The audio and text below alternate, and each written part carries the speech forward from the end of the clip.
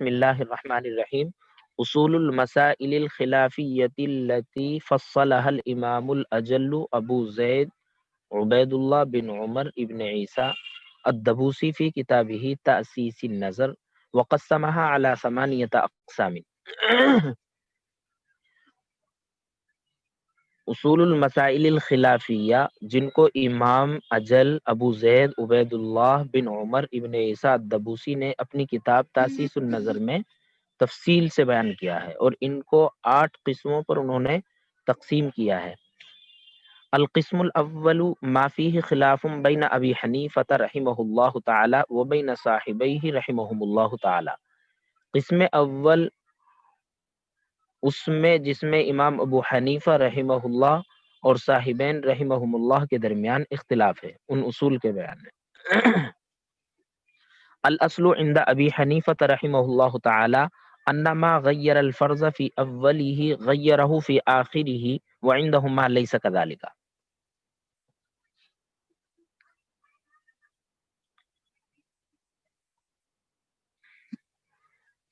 اصل اور ضابطہ امام ابو حنیفہ رحمہ اللہ کے نزدیک یہ ہے کہ جو چیز فرض کو بدل دے اس کے شروع میں تو وہ اس کو بدل دے گی اس کے آخر میں، اور صاحبین رحمہم اللہ کے نزدیک ایسا نہیں ہے۔ امام صاحب کے یہاں یہ ضابطہ ہے کہ جو چیز فرض کے شروع میں تبدیلی کر دے وہ اس کے آخر میں بھی تبدیلی کر دے گی،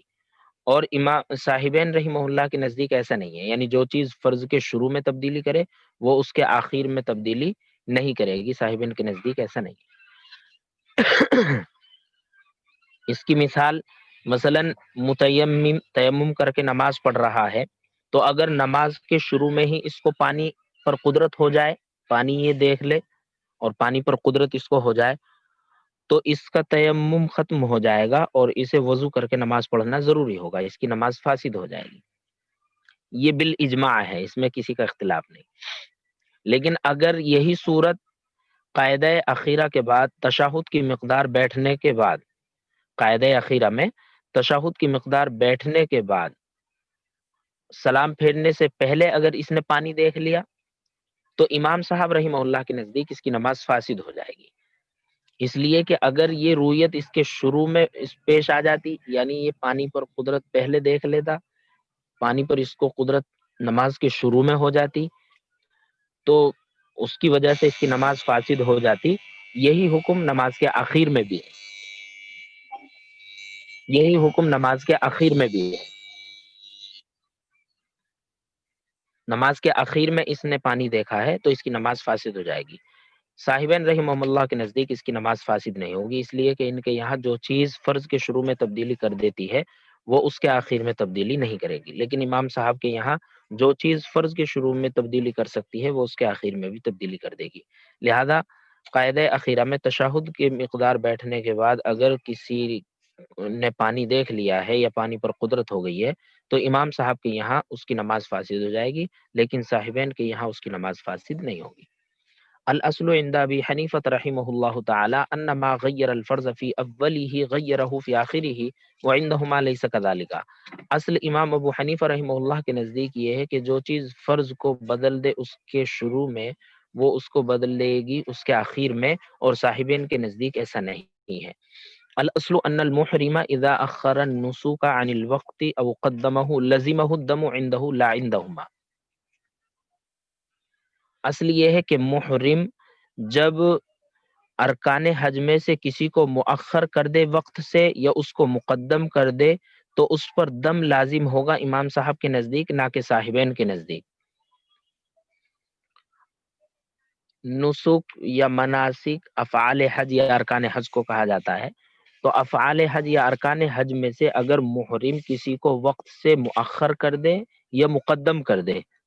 وقت سے پہلے ادا کر دے یا وقت کے بعد ادا کرے، تو اس صورت میں امام صاحب کے یہاں اس پر دم واجب ہو جائے گا، لیکن صاحبین کے نزدیک دم واجب نہیں ہوگا۔ مثلا میقات پر احرام باندھنا ضروری ہوتا ہے، اگر کوئی شخص میقات سے بلا احرام آگے بڑھ جائے، احرام نہ باندھے اور میقات سے گزر جائے تو امام صاحب کے یہاں دم واجب ہوگا، صاحبین کے یہاں دم واجب نہیں ہوگا۔ ایسے ہی 12ویں ذی الحجہ کے غروب سے قبل تک اگر کسی نے طواف زیارت نہیں کیا، یعنی طواف زیارت کو مؤخر کر دیا، تو اس پر امام صاحب کے یہاں دم واجب ہوگا، صاحبین کے یہاں دم واجب نہیں ہوگا۔ ایسے ہی یوم نحر میں محرم اگر رمی جمرہ عقبہ نہ کرے،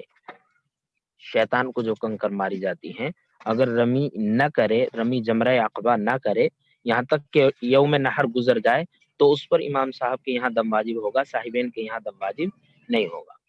تو اسی کو اس قاعدے میں کہا ہے کہ محرم اذا اخر النسک عن الوقت، جب ارکان حج میں سے کسی کو مؤخر کر دے، او قدمہ یا اس کو مقدم کر دے، لزمہ الدم عندہ، تو اس پر دم واجب ہوگا، دم لازم ہوگا، لا عندہما، صاحبین کے نزدیک نہیں واجب ہوگا۔ الاصل ان الشیء اذا غلب علیہ وجودہ یجعل کالموجود حقیقتا وان لم یوجد وعندہما لا حتی یوجد۔ اصل یہ ہے کہ شے پر جب اس کا وجود غالب آ جائے تو اسے حقیقتاً موجود کی طرح قرار دیا جائے گا، اگرچہ نہ پایا جائے، اور صاحبین کے نزدیک نہیں یہاں تک کہ پایا جائے۔ شے پر اس کا وجود غالب آ جائے، اس سے مراد یہ ہے کہ اتنی مدت میں عام طور پر وہ چیز موجود ہو جاتی ہے، اتنی مدت میں عام طور پر اور اکثر وہ چیز موجود ہو جاتی ہے، لیکن پھر بھی موجود نہ ہو، تو امام صاحب کے یہاں جب شے پر اس کا وجود غالب آ جائے، یعنی عام طور پہ وہ چیز اس وقت میں موجود ہو جاتی ہے لیکن موجود نہ ہو، تو اسے وجود کا حکم دے دیا جائے گا، موجود کا حکم دے دیا جائے گا کہ یہ چیز موجود ہو چکی۔ لیکن صاحبین کے نزدیک جب تک وہ حقیقتاً نہ پایا جائے، حقیقتاً اس کا وجود نہ ہو، تو اسے موجود کا حکم نہیں دیا جائے گا، یعنی حقیقتاً اس کا موجود ہونا ہی ضروری ہے صاحبین کے یہاں۔ لیکن امام صاحب کے یہاں اگر عام طور پہ وہ چیز اس وقت میں موجود ہو جاتی ہے،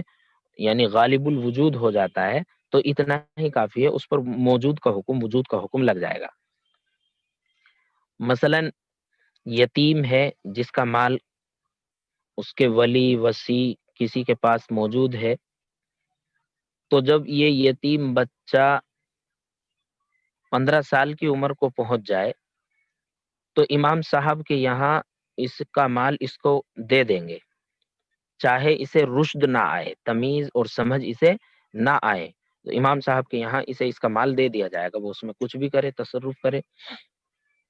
لیکن صاحبین کے نزدیک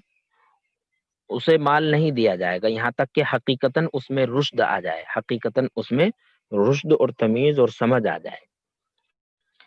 اس لیے کہ جب بچہ 15 سال کا ہو جاتا ہے تو عام طور پر اسے رشد اور سمجھداری آ ہی جاتی ہے، تو امام صاحب فرماتے ہیں کہ جب بچہ یتیم 15 سال کی عمر کو پہنچ جائے تو چاہے اسے رشد نہ آئے تب بھی اسے اس کا مال دے دیا جائے گا اور اس میں وہ تصرف کر سکتا ہے۔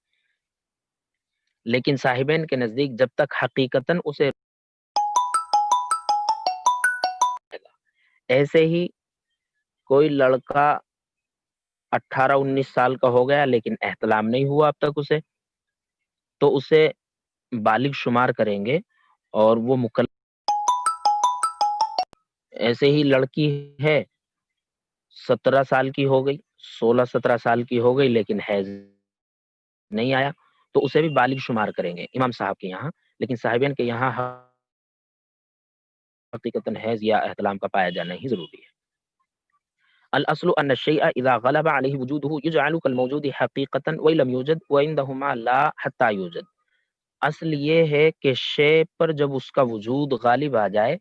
تو اسے حقیقتاً موجود کی طرح قرار دیا جائے گا، اگرچہ وہ نہ پایا جائے، یعنی حقیقتاً وہ نہ پایا جائے۔ وعندہما لا، اور صاحبین کے نزدیک اسے موجود کی طرح نہیں قرار دیا جائے گا حتی یوجد، یہاں تک کہ وہ حقیقتاً پایا جائے۔ فثبوت الشيء من طريق الإحاطة والتيقن فهو على ذلك ما لم يتيقن بخلافه خلافا لهما۔ اصل یہ ہے کہ شے کا ثبوت جب معلوم ہو جائے یقینی طریقے پر تو وہ اسی پر رہے گا جب تک کہ اس کے خلاف کا یقین نہ ہو جائے، صاحبین کے برخلاف۔ جو شروع میں ضابطہ گزرا تھا انما ثبت بالیقین لا یزول بالشک، کہ جو چیز یقین سے ثابت ہوتی ہے وہ شک کی وجہ سے ختم نہیں ہوگی، یہ گویا اسی طرح کا قاعدہ ہے، بالکل اسی کی مانند ہے کہ جس چیز کا ثبوت معلوم ہو احاطہ اور تیقن کے طریقے پر، یقین کے طریقے پر، تو وہ اسی پر باقی رہے گا جب تک کہ اس کے خلاف کا یقین نہ ہو جائے۔ اس لیے کہ یقین یقین سے ہی ختم ہوتا ہے، شک کی وجہ سے ختم نہیں ہوتا۔ لیکن